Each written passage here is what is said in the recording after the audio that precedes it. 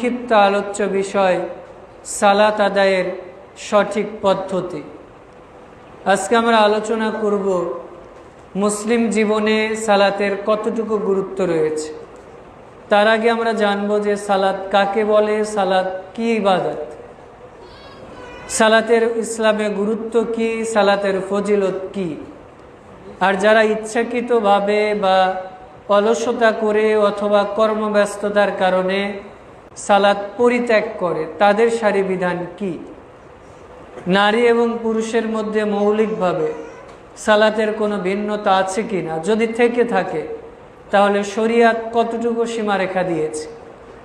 এরপরে আমরা আলোচনা করব তাকবীরে তাহারিমা থেকে শুরু করে সালাম ফিরানো পর্যন্ত একজন মুসলিম কিভাবে কোন পদ্ধতিতে সালাত আদায় করবে। এই বিষয়গুলো সামনে রেখে আমরা সংক্ষিপ্ত আলোচনার চেষ্টা করব ইনশাআল্লাহ। ওয়া মা তাওফিক ইল্লা বিল্লাহি আলাইহি তাওয়াক্কালতু ওয়া ইলাইহি উনীব। মুসলিম জীবনের গুরুত্বপূর্ণ একটা বিষয় হচ্ছে সালাত। একজন ব্যক্তি যখন ইসলাম গ্রহণ করে, কালেমা শাহাদাত পাঠ করে, কালেমা শাহাদাত পাঠ করার সঙ্গে সঙ্গে তার উপর সিয়াম, হজ, যাকাত অন্য কিছুই ফরজ হয় না। তবে তার উপর যে জিনিসটা ফরজ হয়ে যায় সেটা হচ্ছে সালাত। একজন ব্যক্তি জুমার সালাতের আজান হচ্ছে অথবা জুমার সালাতের ইকামত হয়ে গেছে, এই সময় সে কালিমা পড়েছে, ইসলাম গ্রহণ করেছে, সে ওযু করতে জানে না, সালাত আদায় করতে জানে না, সালাতের শুরু থেকে শেষ পর্যন্ত কোনো হুকুম আহকামে জানে না। এরপরেও যখন সালাতের ওয়াক্ত হয়ে গেছে, একামত হয়ে গেছে, তার উপর ওয়াজিবাত, তার উপর আবশ্যক হয়ে গেছে, কম্পালসারি হয়ে গেছে, সালাত তাকে আদায় করতেই হবে। সেটা বলতে পারবে না যে আমি তো সবেমাত্র ইসলাম গ্রহণ করলাম, আমি তো একটু আগে ইসলাম গ্রহণ করেছি, এখন তো আজান হলো, এখন তো একামত হলো, আমি 2 দিন 5 দিন পরে থেকে সালাত আদায় করি, অথবা আসর থেকে আমি সালাত আদায় করি। এই জোহর থেকে বা জুমা থেকে আসরের মধ্যে সালাতের প্রয়োজনীয় মাসালাগুলো আমি শিখে নেই, ওযু করা শিখি, এরপরে না হয় আমি আসর থেকে সালাত আদায় করব। আমি 2 দিন 5 দিন ইসলামের বিধানগুলো ভালোভাবে শিখি, এরপরে না হয় আমি 2 দিন 5 দিন পর থেকে সালাত আদায় করব। এটা কি বলার কোনো অপশন, কোনো ইয়ে আছে? না। তার মানে আমি যখন ইসলাম গ্রহণ করেছি, আমার উপরে নিঃশ্বাস নেওয়াটা যতটুকু জরুরি, তার চেয়ে বেশি জরুরি হচ্ছে আমাকে সালাত আদায় করতেই হবে। একজন মানুষ হয়তো 1 সেকেন্ড 1.5 সেকেন্ড, কোনো মানুষ আছে, এই তো গত 1 মাস আগে দেখলাম সম্ভবত ফরিদপুরের একজন মানুষ পানির নিচে ডুব দিয়ে প্রায় 1.5 ঘন্টার মতো ছিল। এটা একটা মিরাকেল ব্যাপার। আমি আপনি হয়তো 1 মিনিট 1.5 মিনিট, বা আমরা পানির নিচে 2 মিনিট 5 মিনিট সর্বোচ্চ নিঃশ্বাস বন্ধ করে থাকতে পারি।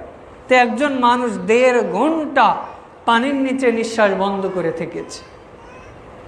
আল্লাহ সবাইকে হয়তো স্পেশালিটি দেন না, হয়তো আল্লাহ 2-1জনকে ভিন্নতা থাকতে পারে। তবে দেখেন, আমি আপনি 5 সেকেন্ড বলেন, 5 মিনিট বলেন বা 5 ঘন্টা বলেন, নিঃশ্বাস না নিলেও হয়তো বেঁচে থাকতে পারে। কিন্তু একজন মুসলিম সে 1 ন্যানো সেকেন্ডও সালাতের বাহিরে সে যেতে পারবে না। সে বিনা কারণে, বিনা প্রয়োজনে, বিনা ওজরে সালাত পরিত্যাগ করতে পারে না। সে বিনা ওজরে, বিনা প্রয়োজনে সে সালাতের যে নির্দিষ্ট টাইম আছে সেটা থেকে সে আখের ওয়াক্তে বা ইচ্ছাকৃত 1 ওয়াক্তের সালাত আর 1 ওয়াক্তে আদায় করতে পারে না।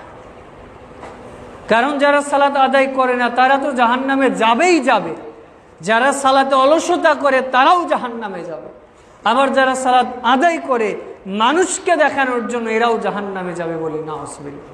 এই আলোচনা একটু পরে আসবে। তবে আমরা আগে জানি যে সালাত কাকে বলে। আমাদের দেশের মানুষ সালাতকে কি বলে? আপনারা কি বলেন? নামাজ। আচ্ছা, একটু আগে মুয়াজ্জিন বা ভাই আজান দিলেন, তো উনি কি বলেছেন? হাইয়া আলান নামাজ না হাইয়া আলাস সালাত? কি বলেছেন? আমি তো 18 বছর থেকে মাদ্রাসায় পড়ালেখা করি, এখনো কন্টিনিউ করি।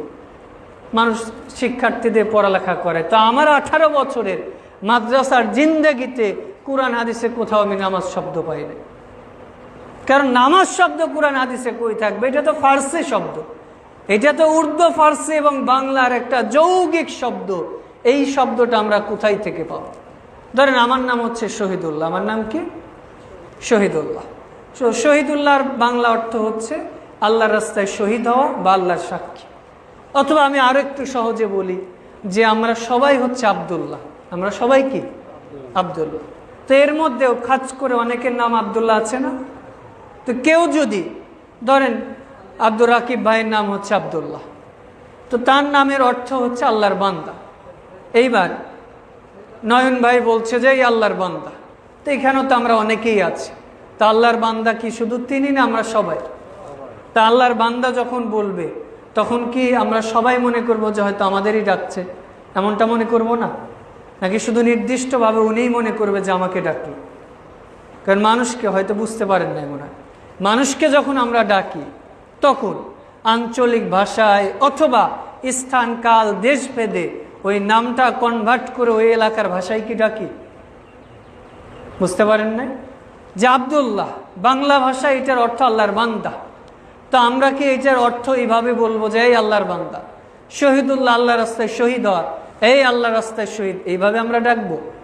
রাকিব মানে সুদক্ষ, তীক্ষ্ণ দৃষ্টি নিক্ষেপকারী। তো আমরা কি তাকে এই অর্থে ডাকবো, নাকি যে নাম ওই নাম ধরেই ডাকবো? নাম ধরেই ডাকি, এটাই উচিত। যার যে নাম, যে ইসিম, যে নেম, এইটা ওইভাবেই ডাকতে হয়, নামের কোনো রদবদল বা পরিবর্তন হয় না। ঠিক সালাত এটা হচ্ছে একটা ইসিম, এটা একটা শব্দ, এটা একটা নাউন, এইটার পরিবর্তন করা যাবে না। সালাতকে সালাতই বলতে হবে। যদিও আমরা সালাত বলি, কিন্তু মূলত এটা হচ্ছে সালাহ বা সলাহ। তো যাই হোক, এটা সলা বা সালাকে আমরা সালাত বলি, এটা ধরা যায় যে এটার কাছাকাছি বা এটা কাছাকাছি চলে এসেছে 90%। কিন্তু আমরা যে পরিবর্তন করে নামাজ শব্দ বলেছি, আমি বলছি না যে নামাজ বলা হারাম না যায়, এইটা বলছি না। তবে আপনাকে এইটা আমি বোঝাতে যাচ্ছি, কোরআন হাদিসের যে শব্দটা আছে আপনাকে ওটা বলাই উচিত। ধরেন এই যে আমাদের পার্লামেন্টে যিনি সর্বোচ্চ পর্যায়ে আছে, প্রধানমন্ত্রী, সে তো আছে স্পিকার। তো স্পিকারকে যদি আমরা স্পিকার না বলি, সেটার অর্থ বাংলায় বলি অথবা অন্য কিছু বলি, তাহলে কি সেটা হবে? তাহলে তার যেই নাম সেটা ধরেই ডাকতে হবে, যেইটা দিয়ে তাকে সম্মান বোঝায় সেইভাবেই ডাকতে হবে। ঠিক সালাত শব্দ কোরআন এবং হাদিসে এসেছে। সালাত শব্দ বা সালাহ শব্দটা লিখতে 4টা অক্ষর লাগে। কয়টা? 4টা। তো সালাত শব্দটা যদি আমরা নিয়তের উদ্দেশ্য বলি, তাহলে এই 4টা অক্ষর বললে আল্লাহ রাব্বুল আলামিন আমাদের অন্তত 4×10=40টা নেকি দিবেন ইনশাআল্লাহ। সুবহানাল্লাহ। কিন্তু সারা জীবন যদি নামাজ শব্দটা বলি, যাররা পরিমাণ নেকি হবে না। আবার আমরা রমাদান মাসে সিয়ামকে রোজা বলি, এটাও উচিত না। বরং রোজা মানে হচ্ছে উপোস থাকা, না খেয়ে থাকা, আর সিয়াম মানে হচ্ছে বিরত থাকা। সালাত মানে হচ্ছে দুয়া, প্রার্থনা, সঙ্গোপনে কথা বলা। আবারও বলি, পুরো আলোচনার এই কথাটা মাথায় রাখতে হবে যে সালাতের অর্থ সঠিকভাবে না বুঝার কারণে আমরা সালাত শেষ হতে না হতে বেহাক্কি লা ইলাহা ইল্লাল্লাহ শুরু করি, আছে না? এই যে গত বুধবারের দিন আমার প্রোগ্রাম ছিল ময়মনসিংহ, তো এখানে মাগরিবের আসরের সালাতটা এক জায়গায় আদায় করলাম। সেখানে 4 রাকাত পড়তে সম্ভবত 5.5 বা 6 মিনিট লেগেছে।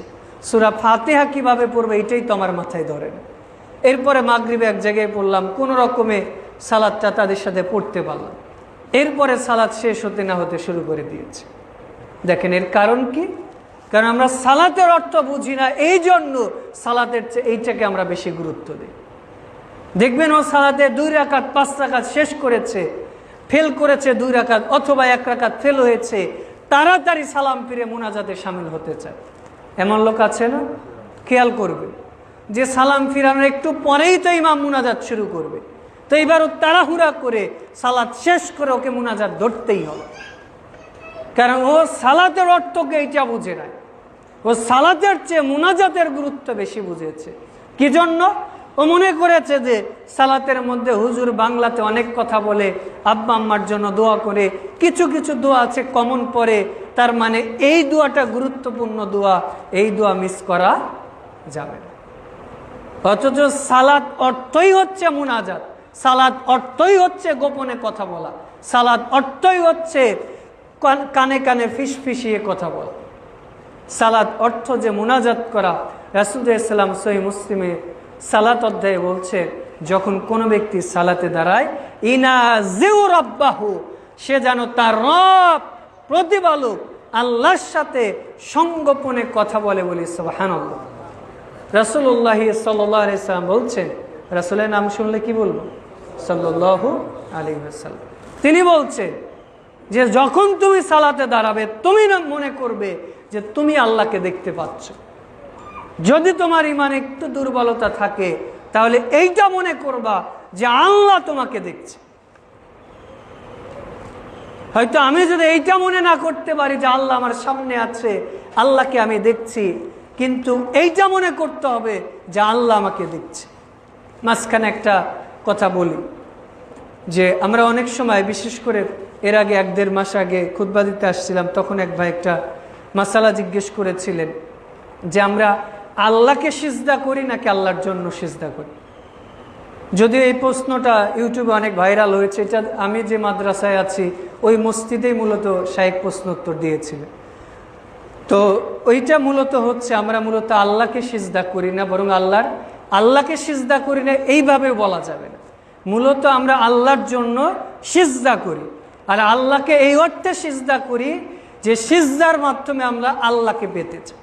আমরা সিজদা মানে আল্লাহর পায়ে সিজদা করছি এইটা না, বরং আল্লাহর সামনে আমরা মাথা নত করছি, আল্লাহর ভয়ে, আল্লাহর সম্মানে, আল্লাহর কাছে আমি এই আশাধারী যে আল্লাহ, দুনিয়াতে আমি বলতে কিছু নাই, আমি সম্রাট, আমি মালিক, আমি বাদশাহ, আমি প্রধানমন্ত্রী, আমি পার্লামেন্টের সদস্য বলতে কিছু নাই, বরং আপনি হচ্ছে মালিক, আর আপনার কাছে আমি মাথা নত করছি, আপনার কাছেই আমি নিজেকে নত স্বীকার করছি। মূলত সালাত আদায় করি, সিজদা করি, আর যেটাই করি না কেন, প্রত্যেকটা কাজ কার জন্য করতে হবে? আল্লাহর জন্য। যাই হোক, তাহলে আমরা যখন সালাতে দাঁড়াই, কার সামনে দাঁড়াই? আল্লাহর সামনে দাঁড়াই। এইবার ইসলামী শরীয়তের পরিভাষায় তাকবীর দিয়ে বিধান শুরু হয়, এবং ইসলামের নির্দিষ্ট ক্রিয়া প্রক্রিয়ার মাধ্যমে যে বিধানটা পালন করা হয়, সালামের মাধ্যমে যেটা শেষ হয়, এটাই হচ্ছে সালাত। আবারও বলি, প্রথমত তাকবীরের মাধ্যমে, মানে আল্লাহু আকবার বলে শুরু হয়, এরপরে সারি নির্দিষ্ট পদ্ধতিতে যে বিধান পালন করা হয়, সালামের মাধ্যমে যেটা শেষ হয়, সেটাকেই কি বলে? সালাত বলে। সালাতের গুরুত্ব কি, কতটুকু ইসলামের গুরুত্ব রয়েছে? সূরা তাহা 20 নম্বর আয়াতে আল্লাহ রাব্বুল আলামিন বলছেন, ওয়াকিমিস সালাহ লিযিকর। আল্লাহ বলছেন তোমরা সালাত আদায় করো ওইভাবে যেইভাবে আমাকে স্মরণ করা যায়। তোমরা সালাত আদায় করো আমাকে স্মরণ করার জন্য। তার মানে এইখানে আল্লাহ রাব্বুল আলামিন সালাতকে জিকির বলে উল্লেখ করেছে। কোরআন মাজিদে আল্লাহ কোরআনকেও জিকির বলে উল্লেখ করেছে। এইখানে জিকির বলতে আমাদের দেশে কিছু মানুষ আছে মনে করে যে ইল্লাল্লাহ ইল্লাল্লাহ হু হু করতে করতে গাছে বাসে উঠে যায়, আবার কেউ লা ইলাহা ইল্লাল্লাহ ইল্লাল্লাহ, কেউ আবার গান বাজনা করতে থাকে। জিকির প্রথমত আল্লাহকে পাওয়ার যে জিকির, এই জিকির আমাদের অনুচ্চ স্বরেই করতে হবে। সূরা আরাফ 7 নম্বর সূরার 205 নম্বর আয়াতে আল্লাহ বলছেন, ওয়াযকুর রাব্বাকা ফি নাফসি তাদাররুআ ওয়া খীফা দুনাল জাহরি মিনাল কওলি বিল গুদুবি ওয়াল আসাল। আল্লাহ বলছেন সকাল এবং সন্ধ্যা ভয় এবং আশার সাথে আল্লাহর জিকির আজকার করো, অনুচ্চ স্বরে বিনয় নম্রতার সাথে। তা আমি যদি জিকির করতে করতে গাছেই উঠে যাই, আমি যদি জিকির করতে করতে মাহফিলের প্যান্ডেলে উঠে যাই, আমি যদি জিকির করতে করতে যদি হুজুরের গায়েই লাফালাফি শুরু করি, তাহলে এটা জিকির না, বরং ইসলামের নামে তামাশা করা। জিকির মানে হচ্ছে মনে মনে স্মরণ করা, মনে মনে ইচ্ছা পোষণ করা। আর আরেকটা জিকির হয় যেটা উচ্চ স্বরে বলো, শব্দ করে বলো। সেটা কি? এই যে সালাতের আজান যেটা দিল এটাও জিকির, সালাতের ইকামত দিচ্ছে এটাও জিকির, সালাতের মধ্যে যখন কোরআন তেলাওয়াত করা হচ্ছে এটাও জিকির। তার মানে জিকির দুইভাবে করা যায়, একটা হচ্ছে উচ্চ স্বরে আর একটা নিম্ন স্বরে। তবে উচ্চ স্বরে যেগুলো সেগুলো রাসূলুল্লাহ সাল্লাল্লাহু আলাইহি ওয়াসাল্লামের হাদিস দ্বারা স্পষ্ট প্রমাণিত, যেমন সালাত, আজান, ইকামত, কোরআন তেলাওয়াত, এই যে মৌলিক কিছু বিষয় এইগুলো উচ্চ স্বরে। এছাড়া বাকি সর্বসময়ে আপনাকে নিম্ন স্বরেই পড়তে হবে। আপনি আল্লাহর কাছে দোয়া করেন, মুনাজাত করেন, অথবা বাকি যে কাজগুলো আছে এগুলো আপনাকে নিম্ন স্বরেই জিকির করতে হবে। আল্লাহ আমাদের সেই তৌফিক দান করুন। আর বলছিলাম সালাতের গুরুত্ব। ইসলামে 5টি স্তম্ভের অন্যতম একটি স্তম্ভ হচ্ছে সালাত। রাসূলুল্লাহ সাল্লাল্লাহু আলাইহি সাল্লাম সহিহ বুখারী 8, মুসলিমের 16 নম্বর হাদিসে বলছেন, বুনিয়াল ইসলাম আলা খামসিন, জেনে রাখো ইসলামের 5টি স্তম্ভ বা খুঁটি রয়েছে। বলতে বলতে তিনি বলছেন যে ইকামিস সালাহ, সালাত কায়েম কর, সালাত প্রতিষ্ঠা কর। এখানে রাসূলুল্লাহ সাল্লাল্লাহু আলাইহি সাল্লাম বলেন নাই যে তুমি শুধু সালাত আদায় করো, তিনি কি বলেছেন? সালাত কায়েম করো, মানে প্রতিষ্ঠা করো। নিজে সালাত আদায় করো, নিজের পরিবারে সালাতের তালিম দাও, এবং সমাজে, এলাকায়, দেশে যে পর্যায়ে আছো সেই পর্যায় থেকে তার নিজের পজিশন থেকে ক্ষমতা অনুযায়ী সর্বক্ষেত্রে সালাত কায়েম করো। দেখেন, আমরা অনেকে আছি শুধু নিজে সালাত আদায় করে মনে করি যে আমার দায়িত্ব শেষ, কিন্তু না, আমাকে নিজেকেও সালাত আদায় করতে হবে, নিজের পরিবারকেও সালাতের দাওয়াত দিতে হবে। এছাড়া আশেপাশে প্রতিবেশী বা যারাই রয়েছে তাদেরকেও সালাতের তালিম বা শিক্ষা দিতে হবে। আল্লাহ তৌফিক দান করুন, আমিন। এরপর রাসূলুল্লাহ সাল্লাল্লাহু আলাইহি সাল্লাম পৃথিবীতে এমন একটা বিষয়, সালাতের মতো এরকম গুরুত্বপূর্ণ অন্য একটা বিষয় যেটা আল্লাহ রাব্বুল আলামিন রাসূলকে সরাসরি মেরাজে নিয়ে যে ফরজ করেছিলেন, সেটা হচ্ছে সালাত। আপনি হজ বলেন, যাকাত বলেন, সিয়াম বলেন, দান বলেন, যাই বলেন না কেন, প্রত্যেকটা বিষয় ফেরেশতার মাধ্যমে দুনিয়াতে ফরজ করেছে। তবে একটা বিষয় যেটা রাসূলুল্লাহ সাল্লাল্লাহু আলাইহি সাল্লামকে আল্লাহ সরাসরি আসমানে উঠিয়ে নিয়েছেন, এরপরে ফরজ করেছেন, সেটার নাম কি? সেটার নাম কি বলেন? সালাত। আল্লাহ চাইলে দুনিয়াতেই ফরজ করতে পারতেন না, তো রাসূলকে কি জন্য নিয়ে গেলেন? তার মানে এটার ভিন্ন গুরুত্ব রয়েছে, ভিন্ন মর্যাদা রয়েছে। একজন ব্যক্তিকে, ধরেন আমি 2টা বই লিখেছি, আমি চাইলে যে ওই বই একজনের সাথে দেখা হলো, রাস্তায় দেখা হলো, তাকে হাদিয়া দিলাম। কিন্তু আমি বললাম যে রাকিব ভাই, আজকে আমার বাসায় দাওয়াত আছে, আপনি আসবেন। তো দাওয়াত দেওয়ার পরে তাকে কিছু খাওয়ালাম, এরপরে বই হাদিয়া দিলাম, তাহলে কোনটা সম্মানজনক বেশি?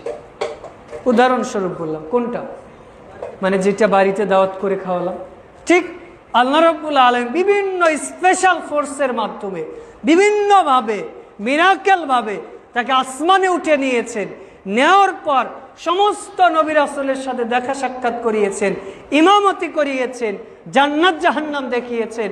এইবার যখন আসবেন তখন বলছেন যে আমি আপনার উম্মতের জন্য 50 ওয়াক্ত সালাত দিলাম। কত ওয়াক্ত? 50 ওয়াক্ত।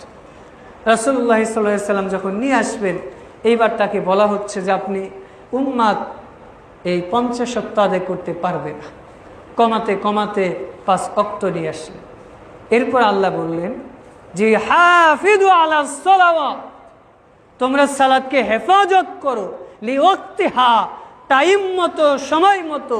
যদি সময় মতো সালাত আদায় করো তাহলে এই 50কে, 5 ওয়াক্ত সালাতকে আমি 50-এ পরিবর্তন করে দিব বলে সুবহানাল্লাহ। মানে কেউ 5 ওয়াক্ত আদায় করেছে, ও 50 ওয়াক্ত আদায় করলে যত নেকি পেত, 5-এর বিনিময়ে আল্লাহ তত নেকি দিয়ে দিবেন বলে সুবহানাল্লাহ। একবার চিন্তা করেন, 24 ঘন্টা সময়ের মধ্যে যদি আল্লাহ 50 ওয়াক্ত সালাত দিতেন, তাহলে তো আমাদের সালাত পড়তে পড়তেই দিন শেষ হয়ে যেত। বিষয়টা এমন হতো না যে আমি ঘুমাবো কখন, সফর করবো কখন, খাবো কখন। যদি বাই চান্স আমি ঘুমিয়েছি, যে বর্তমান আধুনিক বিজ্ঞান বলে কেউ যদি 6 মিনিট ঘুমিয়ে যায়, চোখ বন্ধ করে থাকে, শরীরটা সতেজ হয়। তো আমি 6 মিনিটের কাছে 10 মিনিট ঘুমিয়েছি বা আধা ঘন্টা ঘুমিয়েছি, ঘুম থেকে উঠে দেখব যে 5 ওয়াক্ত সালাত শেষ। তখন আমার সারাদিন চলেই যাবে সালাত আদায় করতে করতে। দেখেন আল্লাহ কতটা ইহসান করেছে, মাত্র 5 ওয়াক্ত সালাতকে আমাদের সঠিকভাবে হেফাজত করতে বললেন, আর বললেন এই সালাত যদি আদায় করো 50 ওয়াক্তের যত নেকি আমি আল্লাহ তত নেকি দিয়ে দিব বলি সুবহানাল্লাহ। এমনকি রাসূলুল্লাহ সাল্লাল্লাহু আলাইহি সাল্লাম যখন মৃত্যুবরণ করছেন, মারা যাবেন, তখন বারবার আয়েশা রাদিয়াল্লাহু তাআলা আনহা তার মুখ ধুয়ে দিচ্ছিলেন, ঘেমে যাচ্ছিলেন। তখন তিনি বলছিলেন আসসালাহ আসসালাহ আসসালাহ মা মালাকাত আইমানুকুম। তিনি 3 বার বললেন সালাত সালাত সালাত, তোমরা সালাতকে হেফাজত করো, সালাত আদায় করো, সালাত ছেড়ে দিও না। এরপরে তিনি বললেন তোমাদের অধীনস্থ যে দাস দাসী রয়েছে, কর্মচারী রয়েছে, লেবার রয়েছে, তাদের হক যথাযথ আদায় করো। তার রাসূলুল্লাহ সাল্লাল্লাহু আলাইহি ওয়াসাল্লাম ইসলামে 2টা বিষয়কে খুব গুরুত্ব দিয়েছে, তিনি মৃত্যুর আগে বিশেষ করে বলেছে, অথচ আমরা এই 2 বা 3টা বিষয়কে বেশি আমরা ইগনোর করি। সালাত আমরা ইচ্ছাকৃতভাবেই ত্যাগ করি, আর কর্মচারী অধীনস্থ তাদের বেতন আমরা দিতেই চাই। বিশেষ করে গ্রাম অঞ্চলে যারা কাজকর্ম করেছে, দিনমজুর, তাদের 1 দিনের টাকা 2 দিন পরে দেয়, 5 দিন পরে দেয়, অথবা বলি যে আজকে তো তোমার সারাদিন কাজের করার কথা ছিল যে 700 টাকা, বৃষ্টি হয়েছে 500 টাকা নিয়েছে। অথচ বেচারি কিন্তু সারাদিন বসেছিল, কিন্তু আমি জুলুম করে 200 টাকা তাকে কম দিলাম। আর রাসূলুল্লাহ সাল্লাল্লাহু আলাইহি ওয়াসাল্লাম মৃত্যুর আগে আরো একটা কথা বলেছে, ইত্তাকুদ দুনিয়া ফাত্তাকুন নিসা, তোমরা নারী এবং দুনিয়া থেকে সাবধান। অথচ আমরা নারী, নিজেদের মা বোন স্ত্রী, এদেরকে বেগানা করে, বেপর্দা করে, অশ্লীলতার সাথে রাস্তাঘাটে আমরা ছেড়ে দিচ্ছি। আর নারীরা যারা আছে, মা বোনেরা আছে, তারা আধুনিকতার নামে রাস্তাঘাটে নিজেদেরকে বিলিয়ে দিচ্ছে। এই যে গতকালকের ঘটনা, একজন মহিলা, তার 2টা সন্তান আছে, আরেকজনের সাথে পরকীয়া করেছে। এবার ওই পরকীয়া, যার সাথে পরকীয়া করেছে, চলে গেছে, 2 দিন 4 দিন হয়ে গেছে, ওই লোক তাকে ধর্ষণ করে রাস্তার মাস্তার মধ্যে, বলতে সম্ভবত ভুট্টার জমির মধ্যে উলঙ্গ করে ফেলে দিয়েছে। মা বোনের, আপনি মনে করেছেন যে আপনার স্বামীর চেয়ে আরেকজন বেশি ভালোবাসে, আপনার স্বামীর চেয়ে আরও 5 জন 10 জন পুরুষ আপনার ছবি দেখে লাইক কমেন্ট করে, মেসেঞ্জারে আপনাকে নক করে, রাত দিনে আপনার খোঁজ নেয়। আপনি মনে করেছেন আমার স্বামী তো আমার খোঁজ নেয় না, আমাকে তো আর অত মহাব্বত করে না, অত ভালোবাসে না। আর বিশেষ করে আপনাদের মধ্যে অনেকে আছে যে যদি আপনি ভিক্ষা করে না খেতে হয়, অন্তত বিয়ে করে স্ত্রীকে রেখে বিদেশে যে 1.5-2 বছর থাকতে যাবেন না। যদি আপনি ওই মহিলার মতো আপনার স্ত্রীকে পাট খেতে অথবা ধান খেতে পড়ে থাকতে না দেখেন, এইটা করতে যাবেন না। হয়তো অনেকের কষ্ট লাগতে পারে যে হুজুর এই কথা বলল কি, জি এটাই বাস্তবতা। অধিকাংশ পরকীয়া, আপনি বিদেশে যে রাত দিন পরিশ্রম করছেন, আর ওই পরিশ্রমের টাকা দিয়ে আপনার স্ত্রী, আপনার সন্তান আরেকজনের সাথে ঘুরে বেড়াচ্ছে, আপনার এই পরিশ্রমের লাভ হলো কি? যদি আপনার স্ত্রীর সম্ভ্রম নষ্ট হয়, সন্তান যদি মানুষ না হয়, তাহলে আপনি দেশে ভিক্ষা করে খাওয়া ভালো, বাহিরে যে কোটি কোটি টাকা ইনকাম হচ্ছে। এই জন্য রাসূলুল্লাহ সাল্লাল্লাহু আলাইহি ওয়াসাল্লাম যখন সৈনিক নিতেন, তাদের 4 থেকে 6 মাস পরে তাদেরকে পাঠিয়ে দিতেন। আর আমার তো মনে হয় যারা বিদেশে থাকে, অনেককে তো শুনি যে 8 বছর 10 বছর বিয়ে করে 7 দিন যেতে না যেতে বিদেশে চলে যায়। তার মানে এদের মতো মনে আল্লাহর ওলি দুনিয়া থেকে। এই জন্য আল্লাহকে ভয় করে, নিজেও কন্ট্রোল থাকার চেষ্টা করে, পরিবার, দেশ, সমাজকে যদি বাঁচাতে চান তাহলে বিদেশে যাবেন, সন্তানাদি নিয়ে যান, স্ত্রী নিয়ে যান। আর রাসূলুল্লাহ সাল্লাল্লাহু আলাইহি ওয়াসাল্লাম তো এটা বলেই দিয়েছেন যে দুনিয়া অর্জনের জন্য মুশরিক দেশে সফর করা না জায়েজ। আবারও দুনিয়া কামাইয়ের জন্য, যেখানে ঈমান নিরাপত্তা নেই, সালাত আদায় করতে দিবে না, হালাল হারাম বেছে চলতে দিবে না, শুকুরের গোশত খেতে হবে, শুকুরের সাথে আপনাকে চলতে হবে, উঠতে হবে, এই জাতীয় হারাম কাজ করতে হবে, ওই দেশে ওই জায়গায় আপনার জন্য কাজ করা জায়েজ নাই। যদিও কথাটা আপনার জন্য কঠিন বা ভারী হয়ে যেতে পারে। এই যে গত সপ্তাহের ঘটনা, আমেরিকাতে একজন ভাই, সম্ভবত চট্টগ্রাম বা সিলেটে বাড়ি হবে, সেখানে তিনি সেটেল হয়ে গেছে পরিবার নিয়ে, তার ছেলে সমকামিতা করবে। বাধা দেওয়ার কারণে তাদের মাতা পিতা দুইজনকে মেরে ফেলেছে। দেখেন, আমরা যাচ্ছি পশ্চিমাতে দৌড়াচ্ছি, আমরা বিভিন্নভাবে অধিক টাকা পয়সা ইনকামের জন্য বা একটু সুখে শান্তিতে থাকার জন্য পরিবার নিয়ে বিভিন্ন জায়গায় সেটেল হয়ে যাচ্ছি, অথচ ঈমান আমল বিনষ্ট করে দিচ্ছি।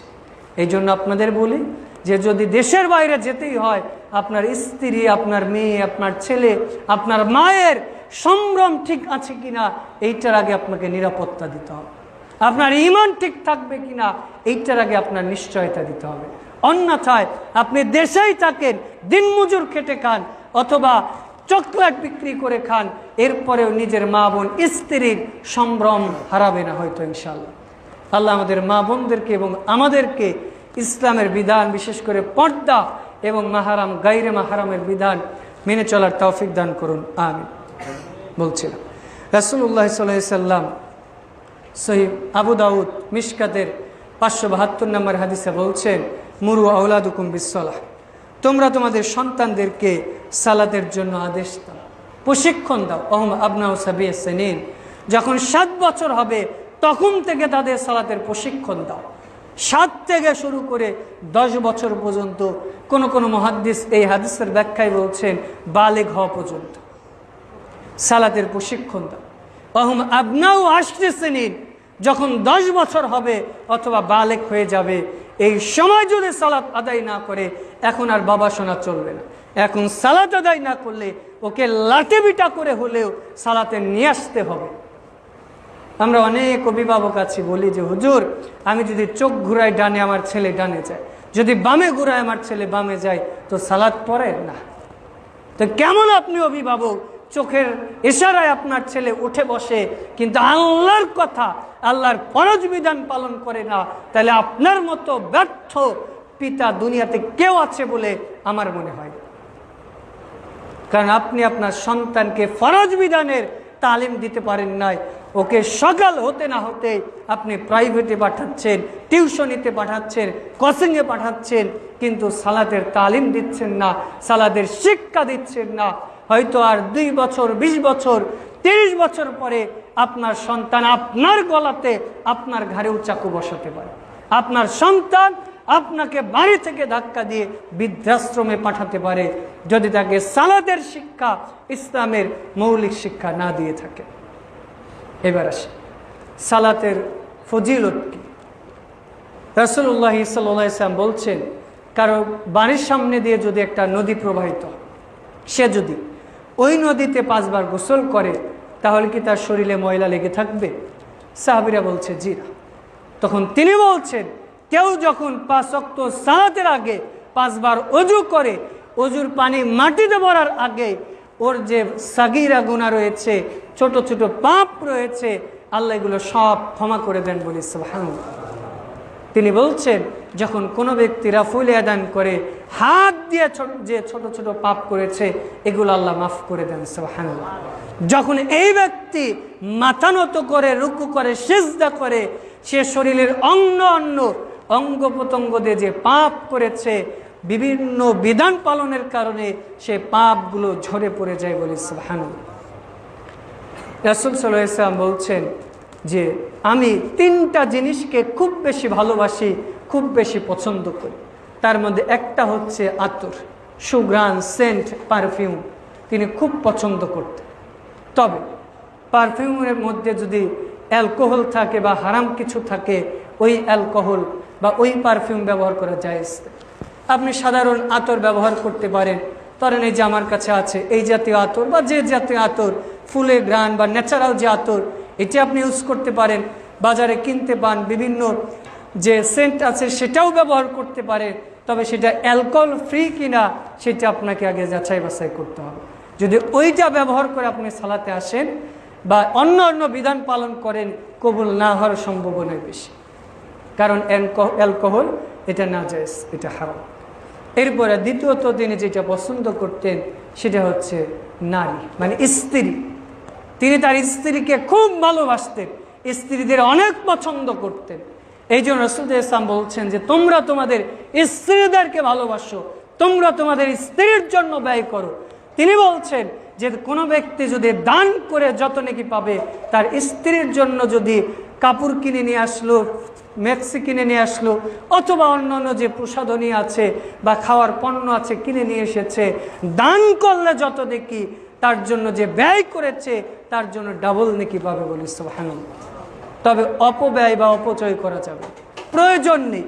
আপনি এমনিতেই কিনলেন, তার দরকার একটা কাপড় আপনি কিনেছেন 5টা, তার দরকার একটা মেহেদি আপনি কিনেছেন 10টা, এইটা অপচয়। যতটুকু প্রয়োজন আপনি ততটুকু কেনেন। আমরা তো অনেক সময় আছি যে অনেক যুবক আছে, বিয়ের আগে যুবক যুবতী একজন আরেকজনকে কত গিফট দেয়, ফুল দেয়, এই করি সেই করি, অথচ আমরা বিয়ে করেছি, নিজের বৈধ স্ত্রীকে নাকি ফুল দিতে লজ্জা লাগে, নিজের বৈধ স্ত্রীকে নাকি আই লাভ ইউ, আনা উহিব্বুকা এইগুলো বলতে লজ্জা লাগে, নিজের স্ত্রীকে নাকি নিয়ে কোথাও ঘুরতে গেলে, হানিমুনে গেলে লজ্জা লাগে। জি না, কারণ আপনার বৈধ স্ত্রী, শরিয়ত যেটা বৈধ করেছে আপনি এগুলো করতে পারেন, তবে অতিরিক্ত কোনো কিছু করা যাবে না। আপনি আপনার স্ত্রীকে নিয়ে ঘুরতে গিয়েছেন, তাকে চকলেট হাদিয়া দিচ্ছেন, তাকে বিভিন্নভাবে আইসক্রিম হাদিয়া দিচ্ছেন, ওইটা যদি আপনার ছবি তুলে ভিডিও করে ইউটিউবে ছেড়ে আবার কাপল ভিডিও ছেড়ে ইনকাম করতে যান, তাহলে আপনি দায়ুস হয়ে যাবেন। মানে ভালোবাসতে হবে ততটুকু যতটুকু শরিয়াতের সীমারেখা দিয়েছে। কিন্তু আপনি ভালোবাসতে বাসতে আপনার প্রাইভেট রুমে কি হচ্ছে এইটা যদি আপনি মানুষের কাছে ওপেন করে দেন, তাহলে হচ্ছে আপনি গায়রাতহীন লোক, আপনি হচ্ছেন দায়ুস। আল্লাহ আমাদের হেফাজত করুন, আমিন। বলছিলাম রাসূল ইসলাম 3টা জিনিসকে বেশি মহব্বত করতেন, তার আরেকটা হচ্ছে সালাত। তিনি সালাতে বেশিক্ষণ দাঁড়িয়ে থাকতে, বেশিক্ষণ রুকু সিজদা করতে তিনি পছন্দ করতেন। তাবারানী কাবির, তাবারানী আউসাদ 1859 নম্বর হাদিস, রাসূল ইসলাম বলছেন আউয়ালু মা ইহাসাবু বিহি আবদু ইয়াউমাল কিয়ামাতিস সালাহ। কিয়ামতের মাঠে বান্দার সর্বপ্রথম যে জিনিসের হিসাব নেওয়া হবে সেটা হচ্ছে সালাত। ফাইন সালুহাত সালুহা সাইরু আমালি, যদি কারো সালাতের হিসাব ঠিক হয় তার সব হিসাব ঠিক হয়ে যাবে। ওয়াইন ফাসাদাত ফাসাদা সাইরু আমালি, যদি কারো সালাতের হিসাব নষ্ট হয়ে যায়, সালাতের হিসাব ঠিকভাবে না দিতে পারে, তার আর কোনো হিসাবই আল্লাহর কাছে অ্যাকসেপ্ট হবে না, গ্রহণযোগ্য হবে না। এই জন্য আমরা যে সালাত আদায় করছি, সালাত অবশ্যই সঠিকভাবে আদায় করার চেষ্টা করতে হবে। আল্লাহ আমাদের তৌফিক দান করুন, আমিন। আমরা যারা সালাত ত্যাগ করি, ইচ্ছাকৃতভাবে হোক বা অনিচ্ছাকৃতভাবে, যারা সালাত আদায় করি না তারা তো জাহান্নামে যাবে নিশ্চিত। আর যারা সালাত আদায় করি কিন্তু সালাতের ব্যাপারে গাফেল, বিশেষ করে যারা সালাত আদায় করি না তাদেরকে আল্লাহ জিজ্ঞেস করবে, মা সালাকাকুম ফিস সাকার, সাকার নামক জাহান্নামে তোমাকে কে নিয়ে এসেছে? তখন সে বলবে যে আমি তো মুসাল্লি ছিলাম না, সালাত আদায়কারী ছিলাম না, এই জন্য আল্লাহ আমি জাহান্নামে এসেছি। সাকার নামক জাহান্নামে যারা সালাত আদায় করে না তাদেরকে দেওয়া হবে।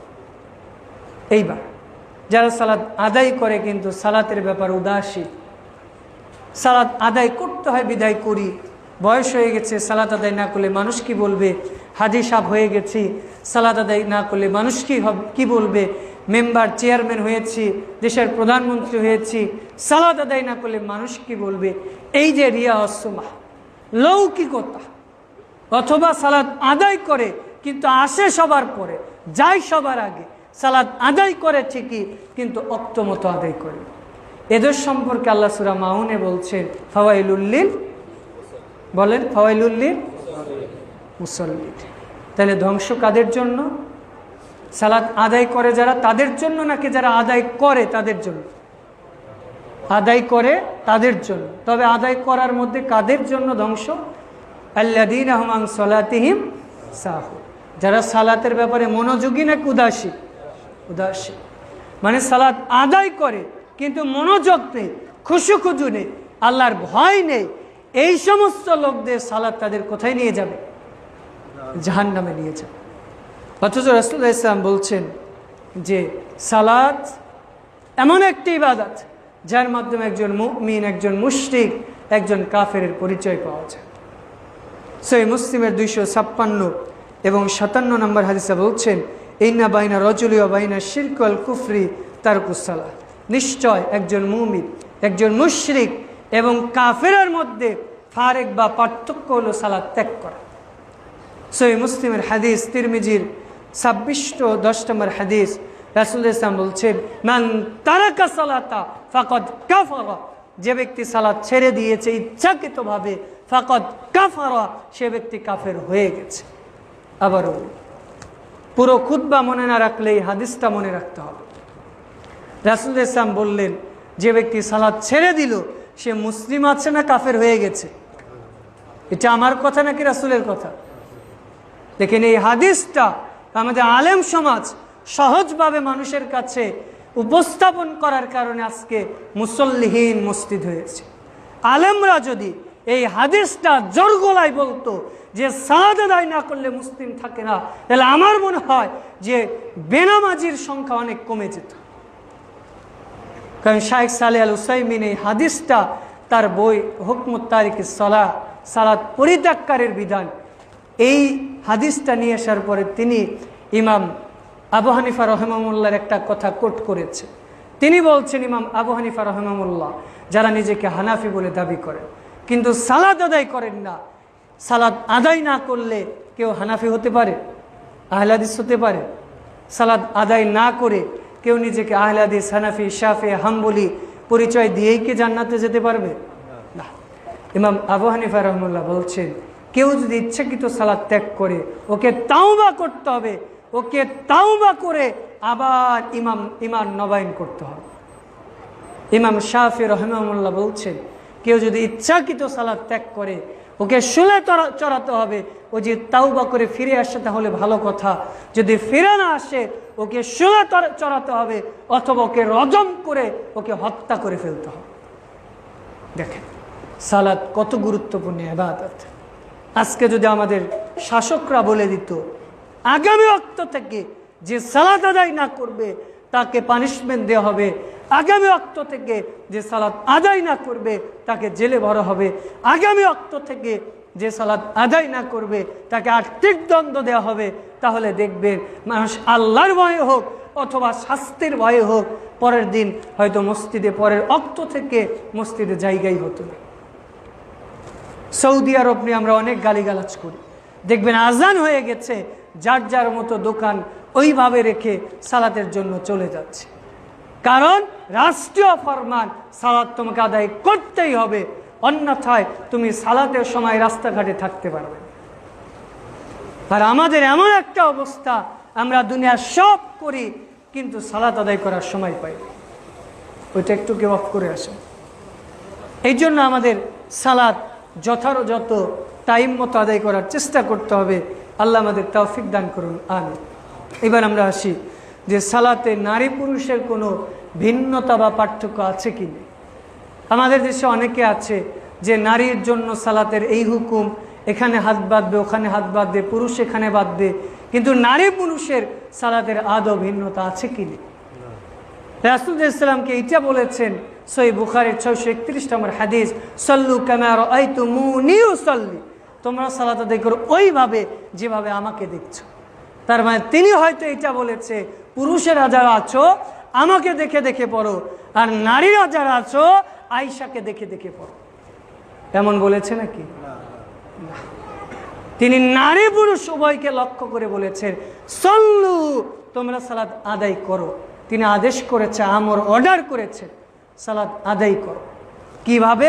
যেভাবে আমাকে দেখেছো, নারী পুরুষ উভয়ে আমাকে যেভাবে সালাত আদায় করতে দেখেছো, ঠিক সেম টু সেম তোমরা সালাত আদায় করো।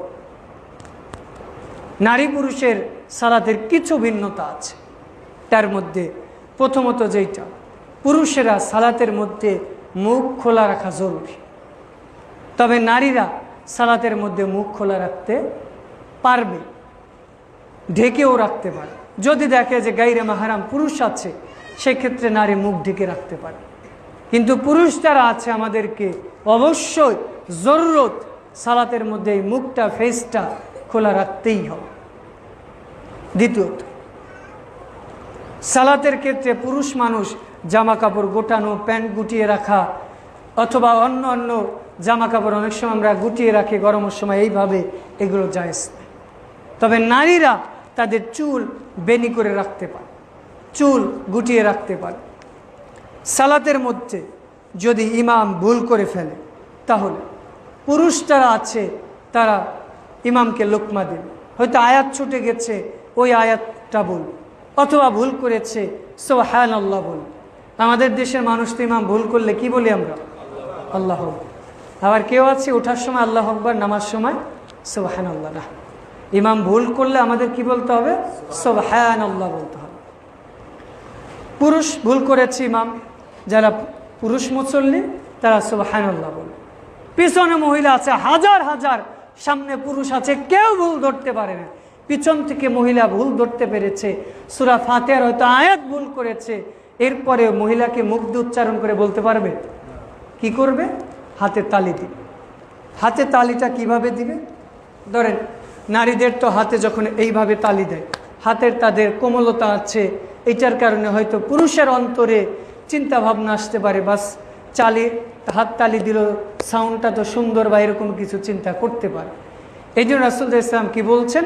তালির যাতে ছন্দ তাল না থাকে, এইভাবে দিবে। বুঝতে পেরেছেন?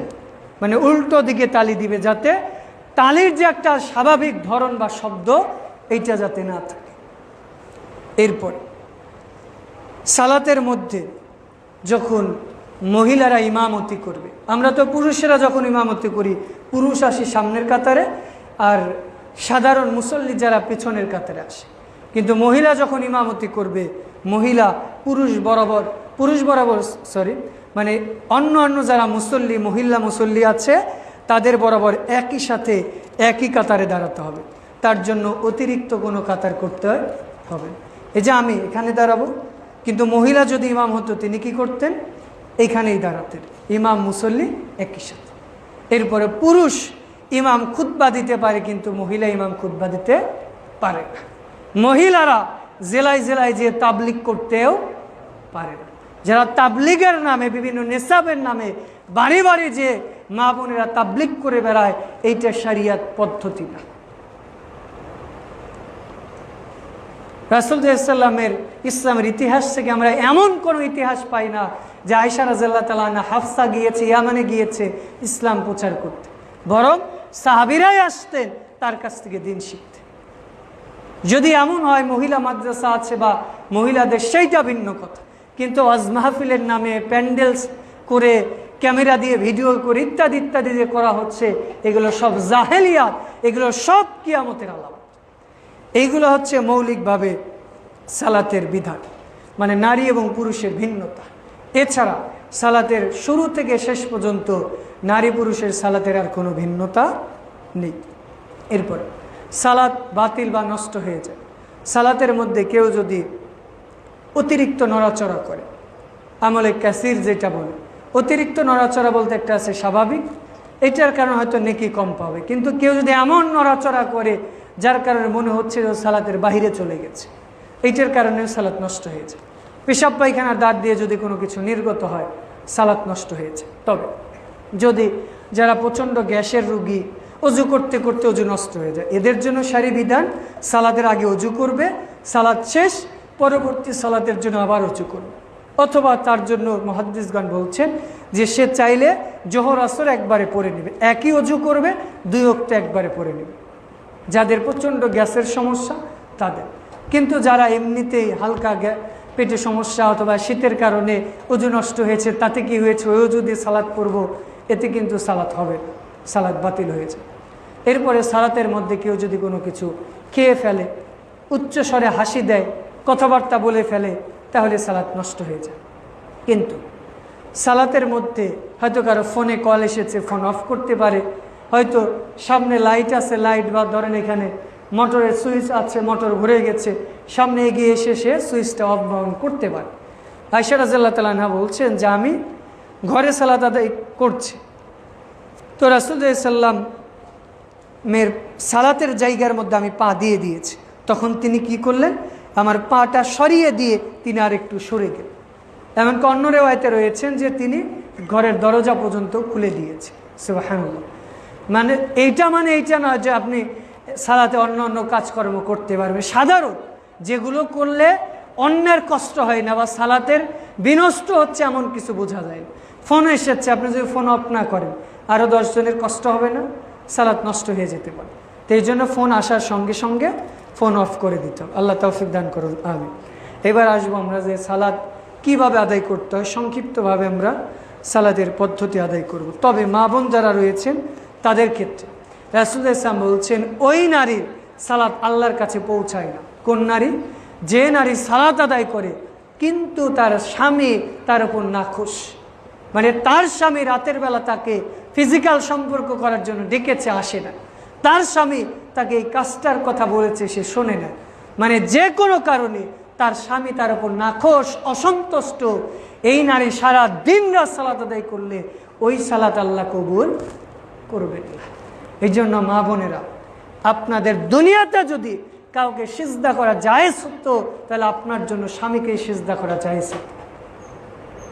আপনার মাতা পিতার চেয়ে এখন আপনার জান্নাত বা জাহান্নাম যা যিনি বা যে সে হচ্ছে আপনার স্বামী। অনেক মা বোনেরা আছে যে বিয়ের পরে মা বোনের মায়ের অথবা পিতার কথা শুনে স্বামীর সাথে খারাপ আচরণ করে। জি না, আপনার স্বামী যদি শারী বিরোধী কোনো কথা না বলে আপনার পিতার কথা মানা যাবে না, আপনার স্বামীর কথা আপনি মানতে বাধ্য। যদি আপনার স্বামী এমন কথা বলে যেটা শরীয়তের বিরুদ্ধে যাচ্ছে সেইটা আপনি মানতে পারেন না। কিন্তু আপনার বিয়ের পরে আপনার স্বামী হিয়া জান্নাতুকা নারুকা, জান্নাত এবং জাহান্নামের মালিক হচ্ছে স্বামী। তবে স্বামী যারা আছেন আবার জান্নাত জাহান্নামের মালিক হয়ে স্ত্রীদের উপর জুলুম করতে যাবেন না। আপনারও জান্নাত জাহান্নামের দরজা আপনার স্ত্রী। কারণ রাসূল ইসলাম বলছেন কারো স্ত্রী যদি কারো উপর সন্তুষ্ট থাকে আল্লাহ তার উপর সন্তুষ্ট হয়ে যায় বলে সুবহানাল্লাহ। আর স্ত্রী যদি নাখোশ হয়ে যায়, অসন্তুষ্ট হয়ে যায়, তাহলে আল্লাহ তার উপর অসন্তুষ্ট হয়। আল্লাহ আমাদের প্রত্যেকে স্বামী স্ত্রী একে অপরের দায়িত্ব যথাযথ পালন করার তৌফিক দান করুন, আমিন।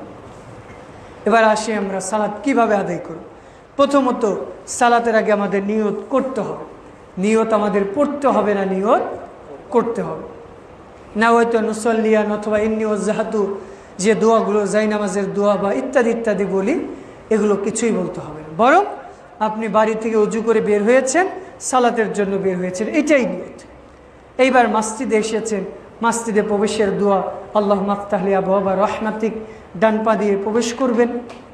যদি দেখেন সময় আছে, 1 মিনিটও সময় যদি থাকে, 30 সেকেন্ডও যদি থাকে, আজান হচ্ছে, এরপরে আপনি সালাত শুরু করেন। আমরা অনেক সময় কি করি, আজানের উত্তর দিয়ে এরপরে বসি না। আজানের উত্তরের দেওয়ার চেয়ে মসজিদে ঢুকলেই তাহিয়াতুল মসজিদ পড়াটা বেশি জরুরি। তবে তাহিয়াতুল মসজিদ একজন ব্যক্তি একটা দিনে একটা ওয়াক্তের জন্য তার পড়তে হয় না, না পড়লেও হয়। সেটাকে যে আমি জুমার দিন এসেছি, রুম থেকে ডাইরেক্ট এসে আমি মেম্বারে বসে যাব, আমার সুন্নাত আদায় না করলেও চলে। বরং রাসূল সাল্লাল্লাহু আলাইহি ওয়াসাল্লাম এটাই করতেন, ঘর থেকে বের হতেন, সরাসরি সালাম দিয়ে মেম্বারে বসে যেতেন। এছাড়া আর অন্য কোনো ব্যক্তি তাহিয়াতুল মসজিদ ছাড়া মসজিদে বসতে পারবে না। যদিও এটা ফরজ না, তবে এটা গুরুত্বপূর্ণ সুন্নাহ। রাসূল সাল্লাল্লাহু আলাইহি ওয়াসাল্লাম বলছেন সিলসিলা সহিহার হাদিস যে লা তাকুমুস সাহ, ততদিন কিয়ামত হবে না, হাত্তা, ততদিন পর্যন্ত মানুষ মসজিদে ঢুকবে 2 রাকাত লাইসাল্লি রাকাতাইন, 2 রাকাত যতদিন সালাত আদায় করবে মসজিদে ঢুকে ততদিন কিয়ামত হবে না। মানে 2 রাকাত তাহিয়াতুল মসজিদ আদায় না করা, এটাই কিয়ামতের আলামত। এরপরে সালাতে আমি আল্লাহু আকবার বলে দাঁড়িয়ে যাওয়ার পরে আউযু বিল্লাহি মিনাশ শাইতানির রাজিম বলার আগে আমাকে আল্লাহুম্মা বাঈদ বাইনি ওয়া বাইনা খাতায়ায়া বা সুবহানাকা যেটা আছে, দুইটার একটা বলতে পারেন, তবে আল্লাহুম্মা বাঈদ বাইনি এটা উত্তম। কিন্তু ইন্নী ওয়াজ্জাহাতু অথবা নাওয়াইতু নুসাল্লিয়ান এটা বলতে হবে না। এরপর আউযু বিল্লাহি মিনাশ শাইতানির রাজিম বিসমিল্লাহির রহমানির রহিম বলে সূরা ফাতিহা পড়তে হবে। সূরা ফাতিহা আপনাকে পড়তেই হবে, সূরা ফাতিহা পড়তে আপনি বাধ্য। তার আগে আপনি হাত কোথায় রাখবেন? সহিহ বুখারীর 740 নম্বর হাদিস, হাত বুকে রাখতে হবে। হাত বুকে রাখা সম্পর্কে অসংখ্য হাদিস রয়েছে। বুখারী 740 নম্বর হাদিস, তিরমিজির একাধিক হাদিসে, ইবনে খুজাইমার 479 নম্বর হাদিসে স্পষ্টভাবে 18 জন সাহাবী এবং 2 জন তাবে থেকে মোট 20টা হাদিস বর্ণিত হয়েছে বুকের উপর হাত রাখতে হবে। সুবহানাল্লাহ। এমনকি আশারে মুবাশশারার বিভিন্ন সাহাবী থেকেও বুকের উপর হাত বাঁধা সম্পর্কে বর্ণিত হয়েছে। তবে কেউ যদি নাভির নিচে হাত বাঁধে তার সালাত হয়ে যাবে, কেউ যদি হাত নাও বাঁধে তার সালাত হয়ে যাবে। কিন্তু আপনি যদি রাসূলের সুন্নাহ অনুসরণ করতে চান, বুকে হাত বাঁধতে হবে, এটাই রাসূলের সুন্নাহ। আর নাভির নিচে হাত বাঁধা সম্পর্কে মুহাদ্দিসগণ বলছেন, লা ইয়াসলু ওয়াহিদাম মিনহুমা লিল ইস্তিহলা, এগুলো সনদে দুর্বলতার কারণে কোনোটাই আমলযোগ্য না। তার মানে নাভির নিচে হাত বাঁধার যে হাদিস আছে আবু দাউদে 2টা হাদিস, এই হাদিসের সনদে দুর্বলতা আছে। তা আপনার উপরে আপনি শক্তিশালীটা অনুসরণ করতে চান নাকি দুর্বলটা করতে চান, এটা আপনার বিষয়। এরপরে আপনাকে আউযুবিল্লাহ বিসমিল্লাহ বলে সূরা ফাতিহা পড়তে হবে। সহিহ বুখারীর 856 নম্বর হাদিস, রাসূল সাল্লাল্লাহু বলছেন, লা সালাতা লিমান লাম ইকরা বিফাতিহাতিল কিতাব, যে ব্যক্তি সালাতে সূরা ফাতিহা পড়ে না তার সালাত হয় না। তার মানে সূরা ফাতিহা পড়তেই হবে। আবু দাউদের হাদিস, রাসূল সাল্লাল্লাহু বলছেন, ফাহুয়া খিদাস, কেউ যদি সূরা ফাতিহা না পড়ে তার সালাত হচ্ছে অপূর্ণাঙ্গ, বিকলাঙ্গ। খিদাস বলে একজন নারী 6 মাসের আগে যে বাচ্চাটা প্রসব করে, এই বাচ্চাটা যেরকম অপুষ্ট, তার সালাতটাও অপূর্ণাঙ্গ। সালাত তো হয়ে যাবে কিন্তু পরিপূর্ণ যে নেকি হিসেবে তোমরা পাবে। এইজন্য আপনি দৌড় মাগরিবের সাথে সালাতি পড়ে ইমাম সূরা ফাতিহা পড়ুক অথবা না পড়ুক, সূরা ফাতিহা আমাকে পড়তেই হবে। এরপরে সূরা ফাতিহার পরে আমাদের আমিন বলতে হবে। আমিন বলা জরুরি না, গুরুত্বপূর্ণ সুন্নাহ। আবু দাউদের 932 নম্বর হাদিস, ইদা ক্বারা ওয়া দাল্লিন ক্বালা বিহা আমিন রাফা বিহা সাওতা ওয়া ফি রিওয়ায়াতি মাদ্দা বিহা সাওতা, যখন রাসূল সাল্লাল্লাহু আলাইহি ওয়াসাল্লাম বলতেন গায়রিল মাগদুবি আলাইহিম ওয়া দাল্লিন, তখন সাহাবীরা উচ্চ স্বরে বলতেন আমিন। এরপর রাসূল সাল্লাল্লাহু আলাইহি ওয়াসাল্লাম মুসলিমের হাদিসে বলছেন, হাসাদাতুম ইয়াহুদা আলা শাই, তোমরা কি জানো ইহুদি এবং নাসারা তোমাদের কোন দুইটা জিনিসে বেশি বিরোধিতা করে? একটা হচ্ছে সালাম আর একটা হচ্ছে আমিন। মানে মুশরিকরা ইহুদিরা চায় না যে তোমরা আমিন বলো, তোমরা সালাম করো। এই জন্য সালাতের মধ্যে আমিন বলাটা গুরুত্বপূর্ণ সুন্নাহ। আর সালাতের মধ্যে তার পায়ের সাথে পা রেখেই দাঁড়াতে হবে, পায়ে গোড়ালির সাথে গোড়ালি মিলিয়ে দাঁড়াতে হবে, এটাই রাসূলের সুন্নাহ। রাসূল সাল্লাল্লাহু যখন ইমামতি করতেন তখন বলতেন, ইসতাউ ওয়াক্তাদিন, তোমরা দাঁড়াও প্রাচীরের মতো, তোমাদের কাতার শেষ করো। এরপর তিনি বলতেন, মান সাদ্দা ফুরুদাতান রাফাল্লাহু বিহি দারাজাতান ওয়া বাইতান ফিল জান্নাহ, যে ব্যক্তি কাতারের ফাঁকা বন্ধ করবে আল্লাহ তার মর্যাদা উঁচু করবে এবং জান্নাতে তার জন্য একটা ঘর তৈরি করে দিবেন। সুবহানাল্লাহ। এরপর সালাতে যখন আমরা রুকুতে যাব, রুকু থেকে উঠবো, দ্বিতীয় রাকাত থেকে আবার উঠবো, তখন রাফুল আযান করব। কারণ রাসূল সাল্লাল্লাহু বলছেন যে রাফুল আযান যদি কেউ করে তাহলে তার প্রত্যেক রাফুল আযানের জন্য 10টা করে নেকি রয়েছে। সুবহানাল্লাহ। খুবই শেষ দিকে চলে এসেছি। এরপর আপনাকে যেটা করতে হবে, আঙ্গুলের ইশারা করতে হবে। আমাদের দেশে অনেকে লা বলে উঠায়, ইল্লাল্লাহ বলে যায়। আযানের সময় আসাদুর সময় এরকম করে অনেক আছে না, লা, এটা করতে হবে। আপনার বৈঠকে আত্তাহিয়াতুর বৈঠকে আপনার ডিসপ্লে আঙ্গুলের মাথায় থাকবে, অনবরত স্বাভাবিক অনেক জোরে না, স্বাভাবিকভাবে উঠানো করতে হবে। এইটাকে আগে বলে করতে হবে গোলটা পাস, আর এটা 53 মতো উঠানো। এটা ফজিলত কি? রাসূল সাল্লাল্লাহু বলছেন যে এইটা দিয়ে তীর দিয়ে শয়তানকে আঘাত করলে যেমন কষ্ট পায়, এইটা উঠানো করলে শয়তান এর চেয়ে বেশি কষ্ট পায়। সুবহানাল্লাহ। এইটা দ্বারা আরো উঠানো হয় আল্লাহ যে এক, আল্লাহ তাহদানিয়াত, আল্লাহ একত্ব উঠানো হয়। সুবহানাল্লাহ। আল্লাহ রাব্বুল আলামিন আমাদের সালাতের যে বিধান শেষে দিয়ে সালাম ফিরানোর ক্ষেত্রে বিশেষ করে আমরা আত্তাহিয়াত দুরুদ এই দুইটা বললে সালাত শেষ করা যায়। তার জরুরত আছে সালাত শেষ করতে পারে। তবে মাসুরা মানে হচ্ছে কুরআন হাদিসে প্রসিদ্ধ দোয়া, আপনি আল্লাহ মিন জালামতু নাফসি রাব্বিল হামহুমা, আরো যত দোয়া আছে সালাম ফিরানোর যদি ইচ্ছা মতো পড়বেন। তবে সালাম ফিরানোর ক্ষেত্রে ইমাম যখন ডান দিকে সালাম ফিরানো শেষ করবে, বাম দিকে ফিরাতে যাবে, তখন আপনি ডান দিকে ফিরাবেন। আল্লাহ আমাদের তৌফিক দান করুন। আমিন। আমরা সালাত শেষে আপনারা বসে যাবেন, সালাত শেষে আমরা হয়তো 5 মিনিটের মধ্যে সালাতের শুরু থেকে শেষ কিভাবে প্র্যাকটিক্যাল আদায় করতে হয় এটা আপনাদের আমরা শিক্ষা দেব ইনশাআল্লাহ। তবে আজকে আমরা সালাতে আলোচনা করেছি, সালাতের গুরুত্ব, ফজিলত, বিধান এবং পরিত্যাগের বিধান এবং সংক্ষিপ্তভাবে তথ্য নিয়ে আলোচনা করেছি। এর মধ্যে ভালো কথাগুলো আল্লাহ আপনার পক্ষ থেকে শোনার পাশাপাশি মেনে চলার তৌফিক দান করুন। আমিন। যদিও সালাত বিষয়টা বিস্তারিত, অল্প সময়ে হয়তো কতটুকু ফুটিয়ে তুলতে পেরেছে আল্লাহ। এরপরে মূল কথা হচ্ছে রাসূলের পদ্ধতিতে আমাদের সালাত আদায় করতে হবে। আল্লাহ আমাদের তৌফিক দান করুন। আমিন।